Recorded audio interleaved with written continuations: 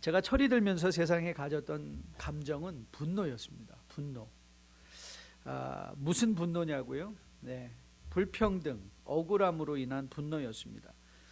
철이 들고 나서 한 번도 몸에 맞는 옷을 입을 수 없었던 분노.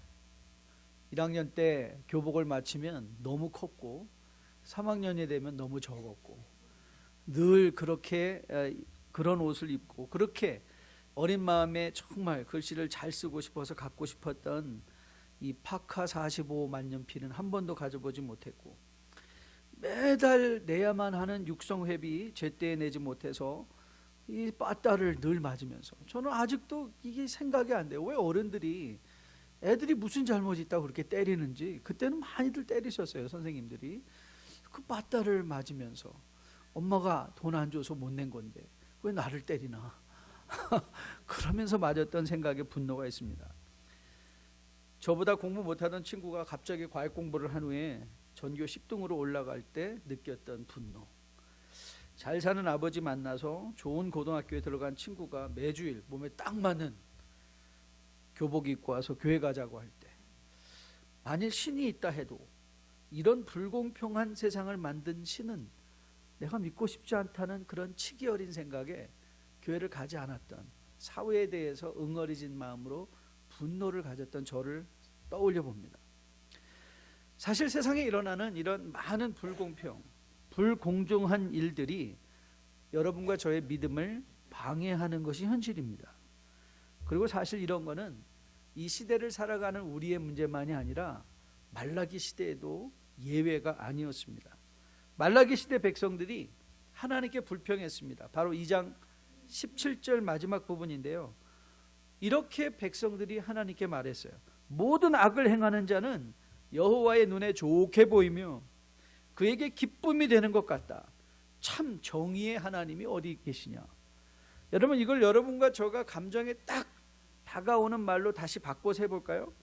이렇게 말한 거예요. 하나님, 우리 하나님 백성 맞아요? 우리 하나님 백성 맞습니까? 아니, 어떻게 믿지 않는 사람들이 저렇게 더 잘 됩니까? 잘 삽니까? 하나님께서 우리보다 저들을 더 사랑하시는 것 같아요. 더 축복해 주시는 것 같아요. 우리가 하나님을 필요로 할 때 하나님은 어디 계셨습니까? 하나님, 공평한 것 맞습니까? 우리가 살고 있는 이 세상은 공평하지 않고 불공평하고 정의가 없는 그런 것 아닙니까? 하나님 같은 신은 믿고 싶지 않습니다. 이게 백성들의 항변이었습니다. 하지만 여러분, 이것이 과연 말라기 시대의 백성들의 항변이라고만 할 수 있을까요? 혹이라도 오늘 이 자리에 앉아 계신 여러분 중에 하나님, 저 억울해요. 하나님, 너무 불공평해요. 하나님, why me? Why us? Why my family? 왜 우리에게 이런 일을 주세요? 라고 이 자리에 혹 와 계신 분은 안 계십니까? 근데 저는 어떤 내용보다 오늘 말씀을 묵상하며 저의 가슴을 정말 먹먹하게 하는 하나님의 한 모습을 보게 되었습니다. 이런 백성의 말을 듣고 괴로워하시는 하나님의 모습이었습니다. 아니, 이게 뭐가 가슴이 먹먹하냐고요? 여러분, 하나님이 어떤 분이십니까? 하나님은 전능하신 하나님이십니다. 심판의 하나님이십니다. 이렇게 불평하는 백성들을 바로 심판하실 수 있습니다. 하지만 여러분과 저가 믿는 하나님은 어떤 분이십니까? 이런 무지한 백성들을 보고 마음에 괴로워하시는 하나님이세요. 마음에 괴로워하시는 하나님. 여러분, 심판하실 수 있는 분이 괴로워한다는 것의 의미가 뭘까요? 네, 사랑하신다는 거예요. 사랑하신다는 거예요. 이 괴로워하시는 하나님의 모습을 보며 저는 여러분과 저를 향한 하나님의 사랑을 또한 더불어 마음에 누릴 수 있는 이 시간 되기를 주님의 이름으로 축복드립니다. 여러분, 사실 우리가 살아가며 남의 자식이 힘들고 어려운 남의 자식의 온전치 못함을 보고 우리는 그저 혀 한 번 끌끌 차고 참 안 됐네 하고 안타까워하며 돌아서면 그뿐입니다. 그러나 자기 자식을 보고는 혀 끌끌 차고 하하, 저 녀석 안 됐네, 그리고 돌아서면 그뿐입니까? 아닙니다. 내 자식을 향해서는요, 마음이 괴로운 거예요. 자식이 온전치 못한 것을 보면 부모의 마음은 찢어지는 거예요. 억장이 무너지는 거예요. 오늘 여호와가 괴로워하신다. 우리의 연약함을 보고 하나님의 억장이 찢어지신다는 거예요. 이게 뭐예요? 사랑이에요. 이게 사랑이에요. 여러분을 향한 이 하나님의 관심, 이 하나님의 사랑을 저는 여러분들이 마음에 꼭 한번 생각할 수 있는 이 시간 되기를 주님의 이름으로 축복드립니다. 이렇게 항변하는 백성들을 향하여 하나님께서 3장 1절 이하에서 이렇게 말씀을 주십니다. 자, 1절 말씀인데요, 같이 한번 읽어볼까요? 만군의 여호와가 이르노라. 보라, 내가 내 사자를 보내리니 그가 내 앞에서 길을 준비할 것이요, 또 너희가 구하는 바 주가 갑자기 그의 성전에 임하시리니 곧 너희가 사모하는 바 언약의 사자가 임하실 것이다. 여러분, 하나님이 가만히 계신 게 아니라는 거예요. 우리가 고통과 고난 속에 불공평한 이 세상 속에서 살아가는데 그 말은 하나님이 가만히 계신 게 아니라는 거예요. 여러분 기억하십니까? 요한복음 5장에서 주님께서 38년 된 병자를 고쳐주셨어요. 그리고 일어난 게 뭐냐면 안식일 논쟁이었습니다. 아니 38년 동안 병들었던 그 한 환자가 일어난 것을 함께 기뻐하지 못하고, 아니 어떻게 안식일날 병을 고치냐, 이런 논쟁이 붙었어요. 그때 예수님께서 논쟁하며 달겨드는 그 종교인들, 바리새인들, 그 사두개인들을 향하여 주님께서 요한복음 5장 17절에서 이렇게 말씀하셨습니다. 예수께서 그들에게 이르시되 내 아버지께서 이제까지 일하시니 나도 일한다 그랬어요.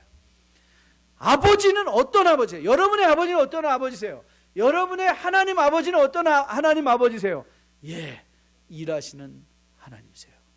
God who works for you, for you. 우리를 위하여 일하시는 하나님, 일하시는 하나님. 하나님은 한 번도 여러분과 저에게 침묵하신 적이 없어요. 하나님은 여러분과 저를 위하여 마치 말을 안 하시지만 하나님이 하고 계신 일이 있다는 것이죠. 자, 그러면 우리가 먼저 교훈 받아야 되는 것은, 그럼 도대체 하나님은 어떤 일을 하고 계시나?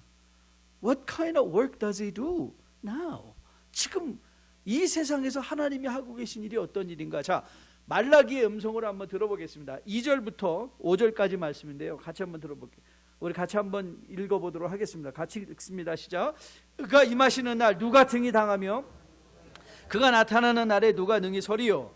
그는 금을 연단하는 자의 불과 표백하는 자의 잿물과 같을 것이라. 그가 은든을 연단하며 깨끗하게 하는 자같이 앉아서 레위 자손을 깨끗하게 하되 금, 은같이 그들을 연단하리니 그들이 공의로운 제물을 나 여호와께 바칠 것이라.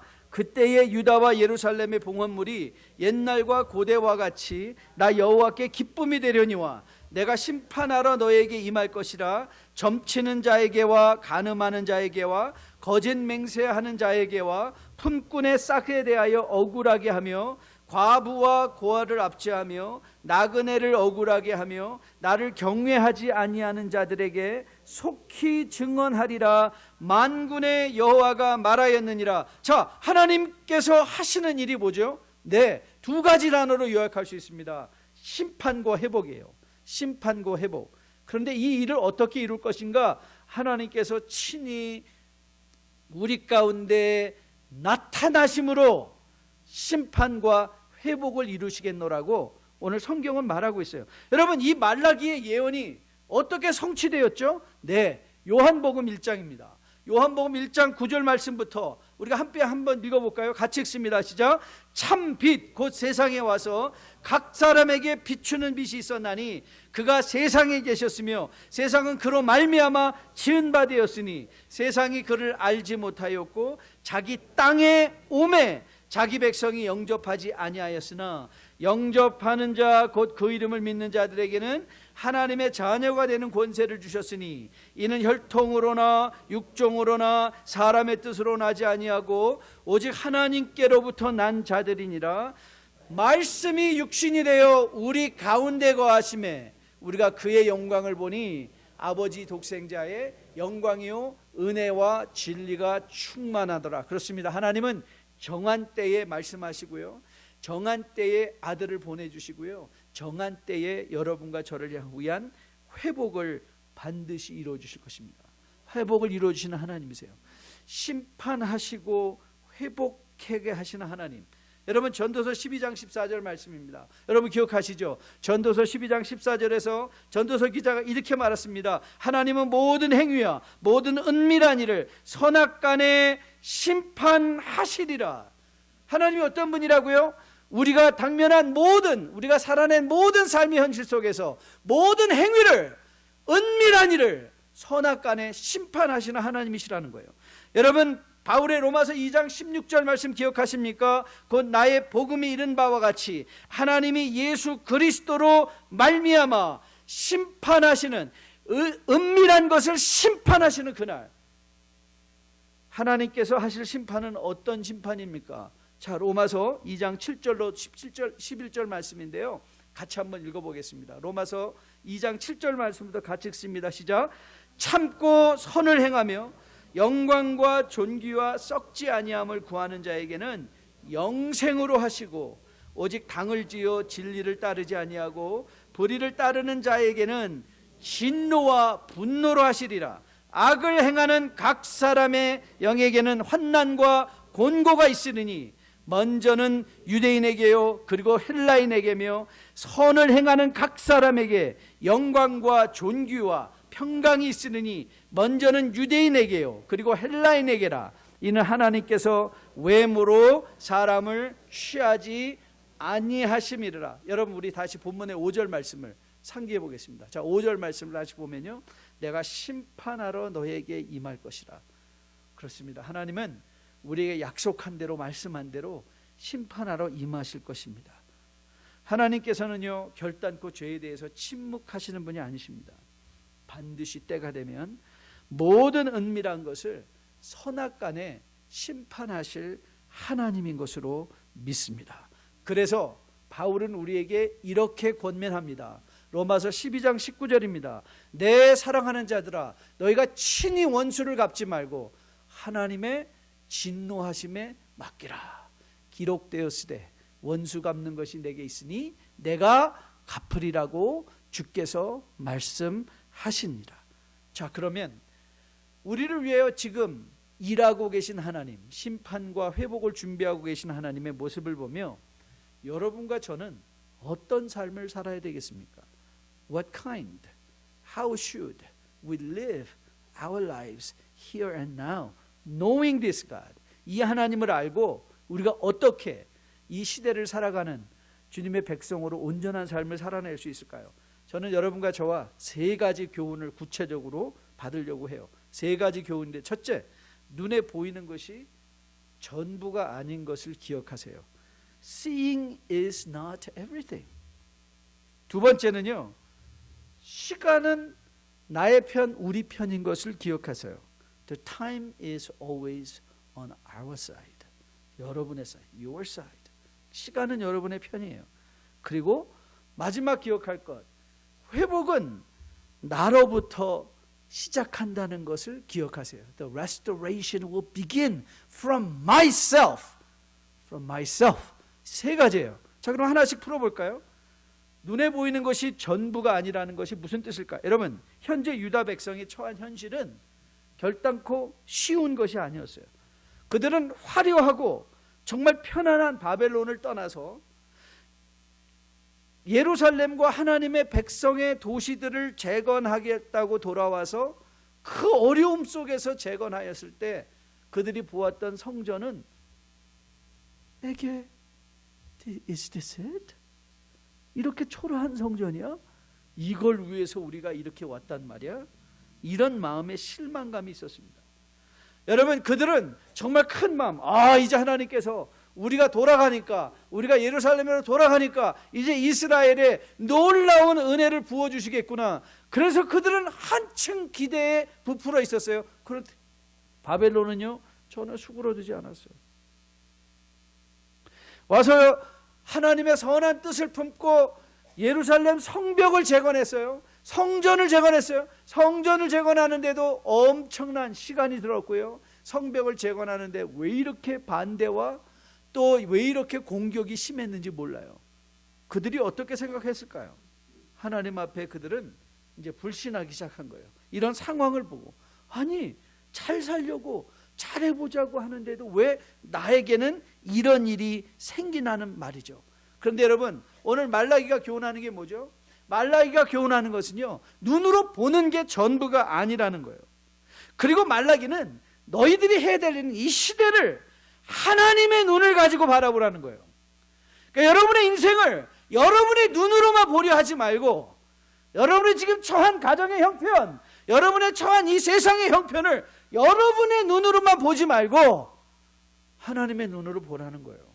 왜냐하면 여러분의 인생은 여러분이 생각한 것보다 훨씬 더 의미 있는 일들이 지금 일어나고 있다는 것이죠. 자, 이런 현상에 우리에게 너무도 적절한 예를 제시하는 시편의 기자가 있어요. 바로 시편 73편, 우리가 늘 자주 암송하는 시편 73편의 아삽의 시입니다. 자, 먼저 이 아삽이 어떤 형편에 있었는가를 한번 같이 확인해 보도록 할까요? 아삽의 이 시, 시편 73편 1절로부터 7절 말씀입니다. 자, 한번 잘 들어보세요.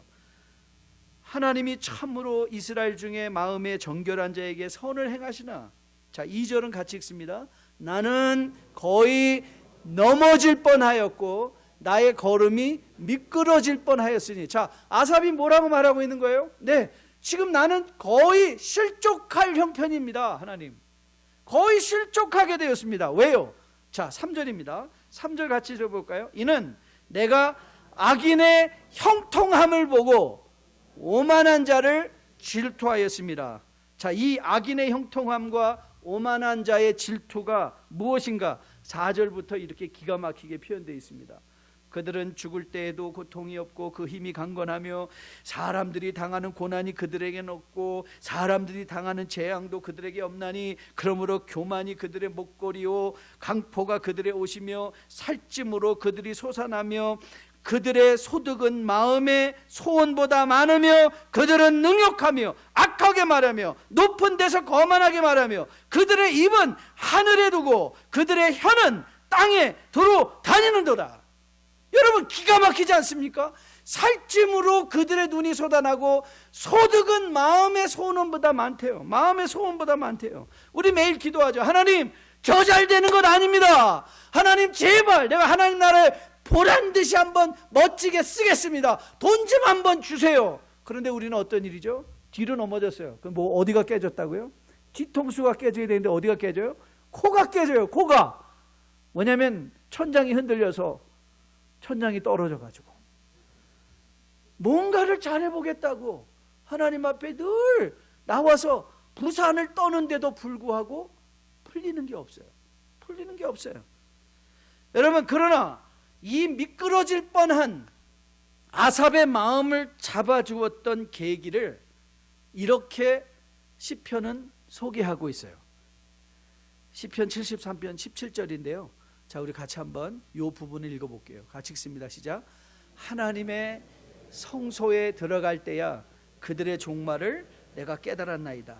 주께서 참으로 그들을 미끄러운 곳에 두시며 파멸에 던지시니 그들이 어찌하여 그리 갑자기 황폐되었는가 놀랄 정도로 그들은 전멸하였나이다. 여러분, 자, 이 17절과 앞에 1절의 아삽의 차이가 뭐예요? 그가 하나님의 성소에 들어갔더니 보는 것이 달라졌어요. 새롭게 보게 됐어요. 이 하나님의 성소가 무슨 뜻이죠? 네, 하나님의 임재예요. 하나님의 임재 의식을 가지고 세상을 바라보았더니 세상과 이 세대를 향한 하나님의 분명한 심판이 보였고, 그가 축복이라고 생각하였던 세상의 물질이나 건강들이 그것이 별로 의미가 없는 것인 것을 그가 깨닫게 됐어요.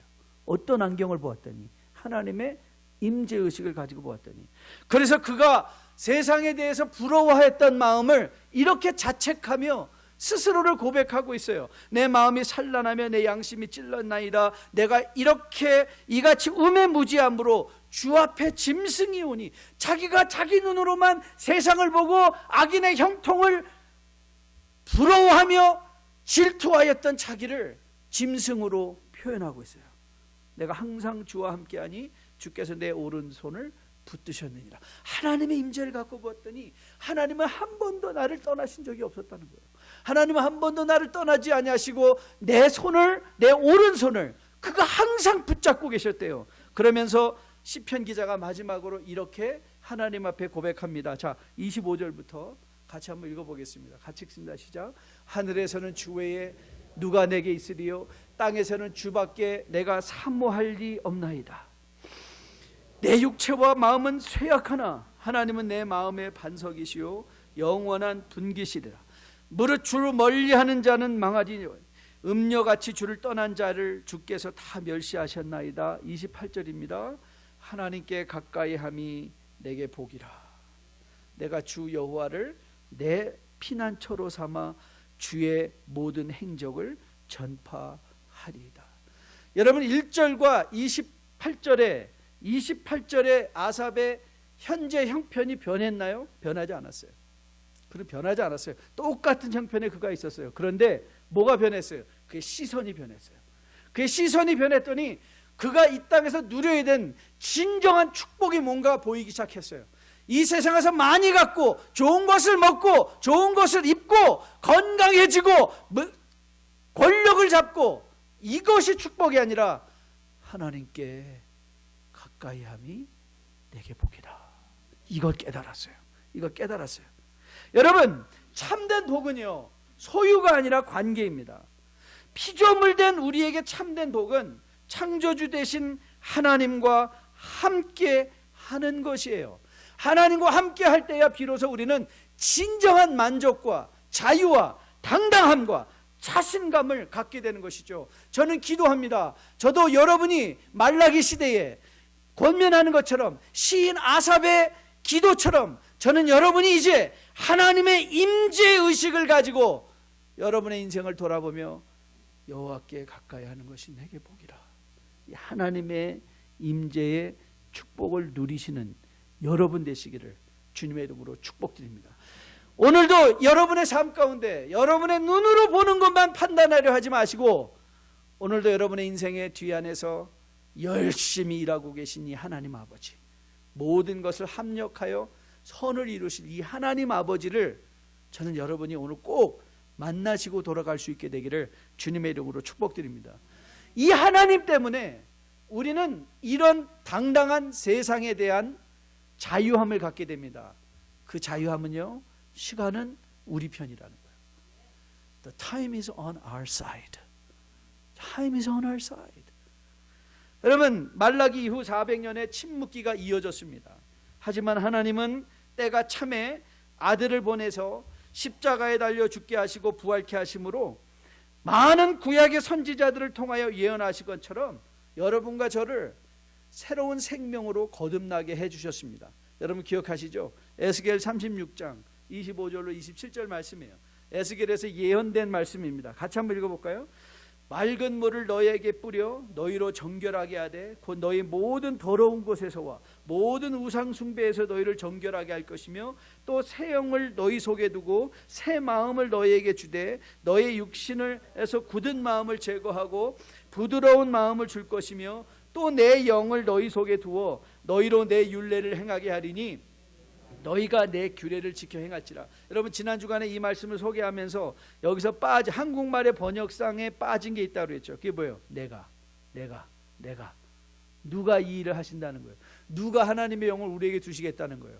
우리가 하라고요? 하나님 영 찾아가라고요? 아니요. 하나님이 일방적인 은혜로 우리 안에 그리스도의 생명의 놀라운 능력을 부어주시겠다는 거예요. 하나님이 하시겠다는 거예요. 그게 십자가예요. 그래서 우리는 어떤 사람들로 거듭나 세워지게 됐나요? 베드로전서에서 베드로 사도가 이렇게 선언하고 있습니다. 같이 한번 읽어볼까요? 그러나 너희는 택하신 족속이요 왕 같은, 이거는 여러분 오른손을 가슴에 들고 해야 돼요. 오른손을 가슴에 대고 한번 이것이 여러분의 모습인 것을 한번 상기받아 보세요. 같이 읽습니다. 그러나 너희는 택하신 족속이요 왕 같은 제사장들이요 거룩한 나라요 그의 소유가 된 백성이니 이는 너희를 어두운 데서 불러내어 그의 기이한 빛에 들어가게 하신 이의 아름다운 덕을 선포하게 하려 하심이니라. 너희가 전에는 백성이 아니더니 이제는 하나님의 백성이요 전에는 긍휼을 얻지 못하였더니 이제는 긍휼을 얻은 자니라. 누가? 우리가 누구 때문에? 예수 그리스도의 은혜 때문에.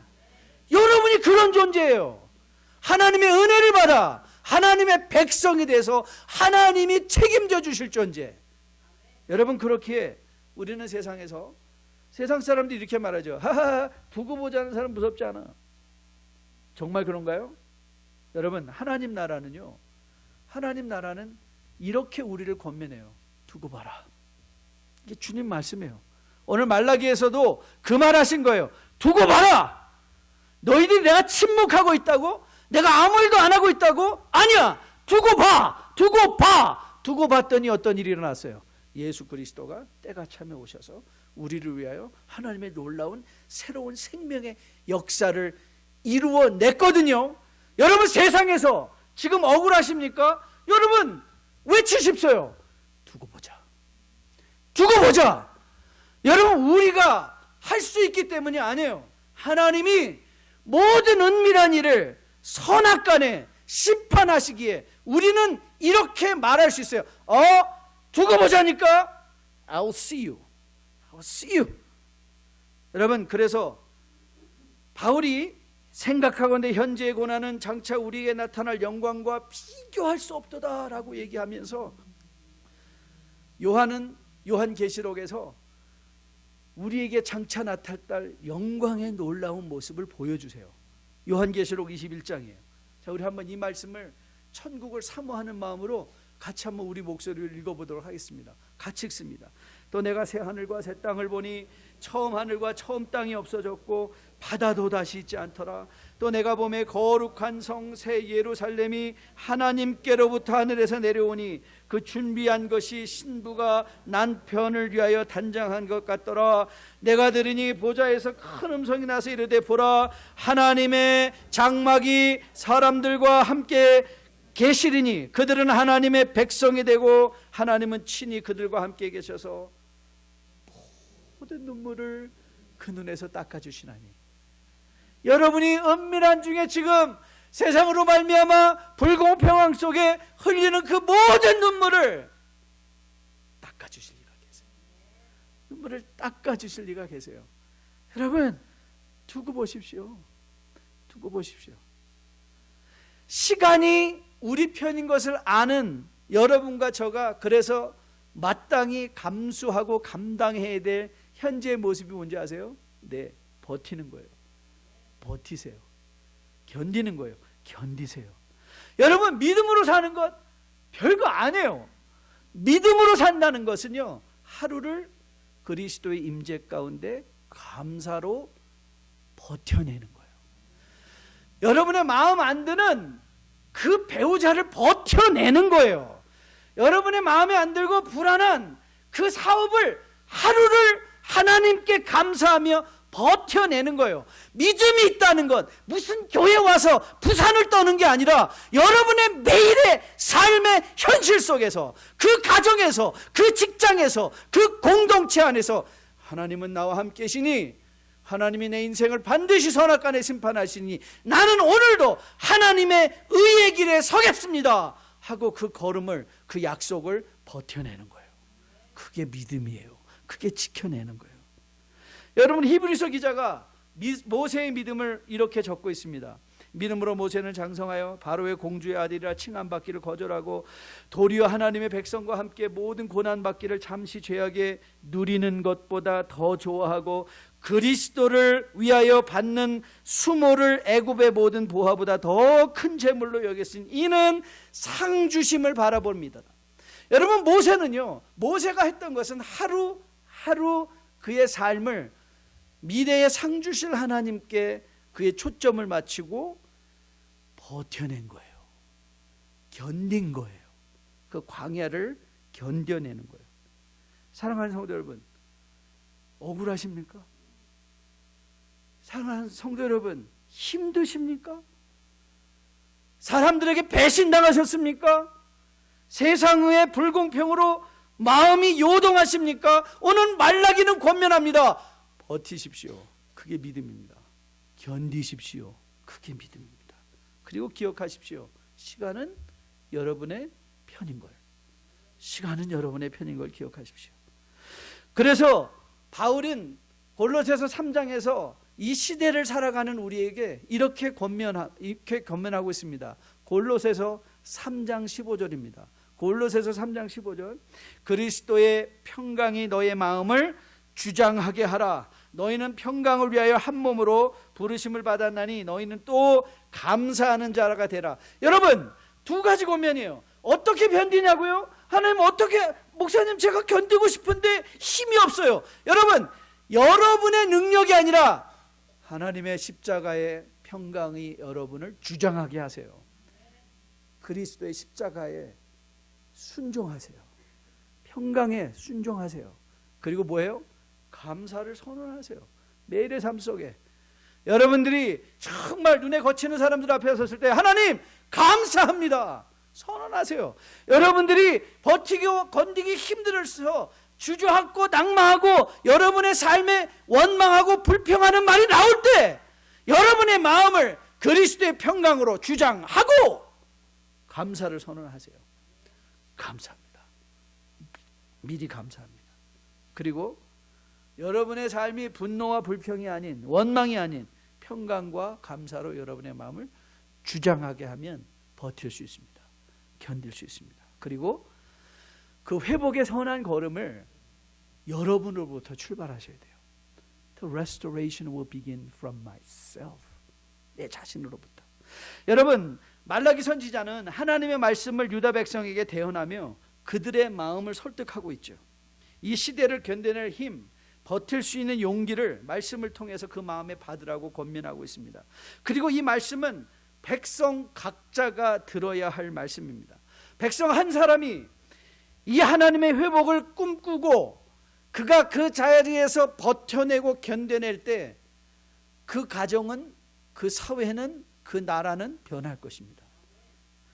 한 사람이 하나님의 말씀을 마음에 품고 뱉어내는 것, 회복의 시작입니다. 그리고 그 출발점은 바로 여러분입니다. 여러분 남편이 변하면 여러분의 가정이 변할 것 같습니까? 아내가 변하면 변할 것 같습니까? 이 공동체 안에 다른 사람이 변하면 공동체가 더 좋아질 것 같은가요? 아닙니다. 여러분의 가정은 여러분이 먼저 그리스도의 임재의식을 가지고 변할 때 변할 수 있습니다. 여러분, 이 사회는요, 사회를 향하여 아무리 쓴소리를 지적질하며 그들에게 쏟아내 보십시오. 이 사회가 변하나요? 안 변합니다. 그런데 여러분이 변하면, 내가 변하면 내 가정은, 내 직장은, 내 사업장은, 내가 속한 이 사회는 변할 수 있는 것입니다. 제가 산호세에서 사역할 때 보았던 이 광고 카피는 제 마음에 정말 완전히 새겨져 있습니다. 오랫동안 신문 5단 광고가 꽤 비싸거든요. 5단 광고에 이 한마디만 딱 쓸린 거예요. 내가 변하면 세상이 변할 수 있다. 그래서 저는 그게 무슨 교회에서 약간 의문 광고 있잖아요. 이게 뭐야? 사람들이 계속 보게. 그런데 나중에 알고 봤더니 그 성형병원 광고였었어요. 성형수술하는 병. 좀 약간 허무했는데 나중에 그걸 알고는. 근데 맞아요. 그게 진리예요. 그렇지. 내가 변하면 세상이 변하지. 여러분이 보는 시각이 변하면 세상이 변할 수 있지. 여러분, 우리는 많은 경우에 여러분의 자녀를 여러분이 변화시킬 수 있을 것 같아요? 변화 못 시켜요. 자식도 내 마음대로 안 돼요. 내 자식도 내 마음대로 안 되는데 여러분 무슨 교회에서 다른 사람 바꾸고 싶으세요? 아니, 내 자식도 안 되는데 여러분 직장 가서 그 사람 바꿔주고 싶으세요? 안 돼요. 그런데 여러분은 결단코 남을 변화시킬 수 없어요. 그런데 누구는 변화시킬 수 있어요?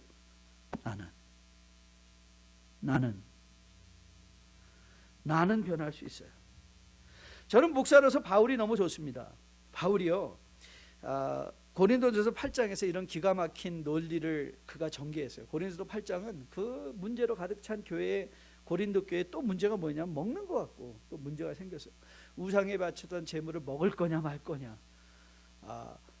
마치 우리 시대로 얘기한다면 성도들이 술을 마셔야 되냐 마냐, 이런 종류예요. 이런 종류의 우상에 바쳤던 고기를 먹어야 되냐 먹지 말아야 되냐. 그런데 바울이 이렇게 논리를 잘 정리한 후에 그가 이렇게 선언합니다. 그런즉 너희의 자유가 믿음이 약한 자에게 걸려 넘어지게 하는 것이 되지 않도록 조심하라. 그리고 계속해서 10절에서 이렇게 말했어요. 지식 있는 내가 우상의 집에서 앉아 먹는 것을 누구든지 보면 그 믿음이 약한 자들의 양심의 담력을 얻어 우상의 재물을 먹지 않게 되겠느냐. 그러면 내 지식으로 그 믿음이 약한 자가 멸망하나니 그는 그리스도께서 위에서 죽으신 형제라. 이와 같이 너희가 형제에게 죄를 지어 그 악한 양심을 상하게 하는 것이 그리스도에게 죄를 짓는 것이니라. 그리고 13절이에요. 같이 한번 읽어볼까요? 그러므로 만일 음식이 내 형제를 실족하게 한다면 나는 영원히 고기를 먹지 아니하여 내 형제를 실족하지 않게 하리라. 무슨 말이냐고요? 바울은요, 너 고기 먹지 마, 너 주일 지켜, 너 헌금해, 너 좀 열심히 섬겨, 남에게 손가락질 들이대며 내가 할 일을 말하고 있지 않습니다. 그는 이 모든 논리 가운데, 논증 가운데 그 마지막에 선언이 뭐예요? 나는 고기 안 먹는다는 거예요. 나는. 그러니 모든 변화의 시작을 바울은 항상 자기부터 출발해요. 너부터 출발하는 게 아니라, 너희들이 변해야 된다가 아니라 늘 바울은 자기부터 출발해요. 내가 변하면 되지, 내가 참으면 되지, 내가 하나님 앞에 버티면 되지, 내가 하나님 앞에 견디면 되지. 그리고 여러분, 믿음 별거 아닙니다. 여러분부터 하나님 앞에서 믿음으로 버텨내고 견뎌내는 거예요. 오늘 우리가 왜 여기 모였나요? 오늘 이 주일에 우리가 왜 모였나요? 히브리서 10장에서 이미 우리가 묵상했던 히브리서 10장에서 오늘 우리가 여기 모인 모임의 의미를 설명해 줘요. 자, 10장 22절부터 같이 한번 읽어볼게요. 같이 읽습니다. 시작. 우리가 마음의 뿌림을 받아 악한 양심으로부터 벗어나고 몸은 맑은 물로 씻음을 받았으니 참 마음과 온전한 믿음으로 하나님께 돌아가자. 또 약속하신 이는 믿으시니 우리가 믿는 도리의 소망을 움직이지 말며 굳게 잡고 서로 돌아보아 사랑과 선량을 격려하며 모이기를 패하는 어떤 사람들의 습관과 같이 하지 말고 오직 권하여 그날이 가까움을 볼수록 더욱 그리하자. 왜 모였다고요? 네, 선행. 너 버틸 수 있어, 너 잘할 수 있어, 내 기도할게. 격려하는 거예요. 야, 우리 불평하지 말자, 우리 원망하지 말자, 우리 사람 탓하지 말자, 세상 탓하지 말자. 주님 다시 오시는 날 반드시 어그러진 것 바로잡을 것이니 너와 나는 감사와 평강으로 주님 앞에 바로 서자. 이게 공동체의 모임의 목적이에요. 모여서 가방 얘기하고 옷 얘기하고 성형병원 얘기하고 이게 아니라 잘 버틸 수 있어. 시간은 우리 편이야. 그리스도 다시 오실 거야.